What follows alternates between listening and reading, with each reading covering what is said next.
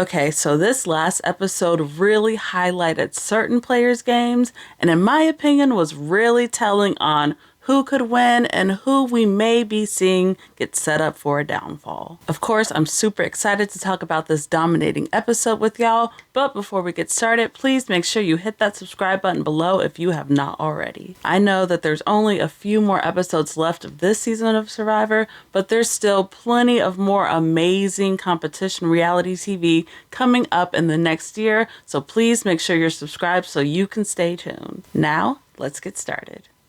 So this episode opens up with Sue being understandably pissed that she was left out of the last Gabe vote. Caroline was the main one to betray her, so there's a little bit of tension left over there. And I know at first Caroline was a little bit nervous about making this move and potentially cutting ties with Sue completely, but in the end, I'm really glad that she decided to go ahead and go for it. It's always better to ask for forgiveness instead of permission. Make the move that you want to make in the game and then turn around and try to apologize and build yourself back up from that later. After all, Sue would have literally nobody else to turn to anyway, and it all ended up working out well for them in the end, so good job to Caroline. We also get yet another segment of Andy talking his big shit out there. He is out there bragging about having the best connections with the most people and all this other stuff, which we've heard from him before, right? We've heard Andy talk about how great Andy's game is, but my only issue is we don't hear anybody else saying that same thing. I mean, after all, we're getting clips of Genevieve saying things like everybody wants to bring Andy to the end because they know that they can beat him. So to me, that's definitely not a good sign just for his jury management long term.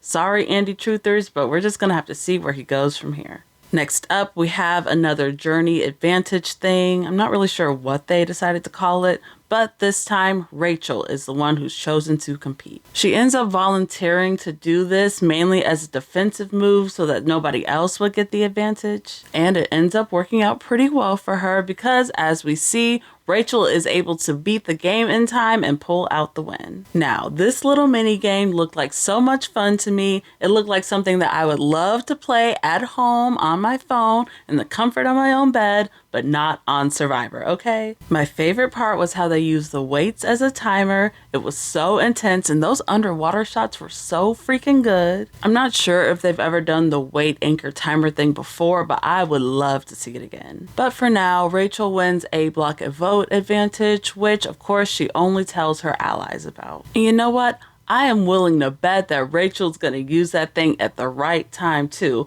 probably to get that Genevieve out. I can just feel it. Meanwhile, on the island, we see that there are two very distinct sides forming. On one side, you have the more power players, Sam, Kyle, and Genevieve, and literally everybody else is on the other. Now, I'm not sure exactly where this split came from. Honestly, it felt a little bit random to me, especially with the tribal lines being all over the place here, but nevertheless, it's 5 versus 3, so it's pretty obvious where the real power lies. Heading into immunity, we see the players compete in that balance rope comp thingy that we've seen a bajillion times before. It's always very intense and even a little drawn out whenever they show it, but in the end, we see that Rachel is able to pull out this win again, and holy shit, this is such a good episode for Rachel. I mean, I gotta say, she is eating and leaving no crumbs here. I mean, not a single mistake in this one. So now with Rachel immune and two very distinct sides here,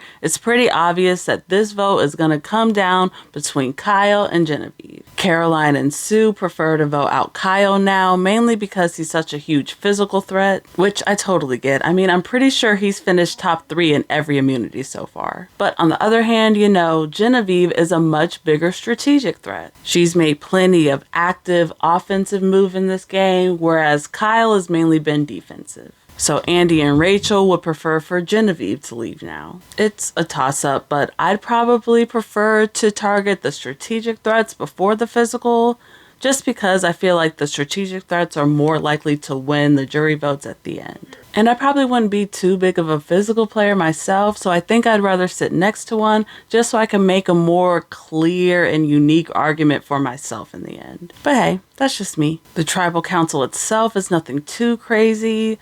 Honestly, the tribals are getting to be the most boring parts of the episodes to me nowadays. They just seem to be very formulaic, but in like a dull way. And it doesn't help that this vote was a long time coming either, because in the end, we see that Kyle is ultimately voted out. This wasn't too surprising because, again, this has kind of been set up in the show for a while now, but it's still not the choice that I would have made. Again, just because a more physical player would be a lot less threatening to my endgame. I did still think that this was a fantastic episode for Rachel though. I mean, she's still definitely at the top of my winners list. The only thing that I'm still stuck about her on is I just wish I knew more about her as a person instead of purely a player. I thought Caroline had a pretty good episode too. I mean, she got her way in the vote and we got to see a lot of good personal content from her. And I would consider her more if she was more visible towards the beginning of the season, but she just wasn't. So I'm not all in on Caroline, but cute episode for her regardless. As it stands right now, I wouldn't be too surprised if either Genevieve or Sam were the next ones to go. I think if the ladies choose to stick together like we've kind of been teased before,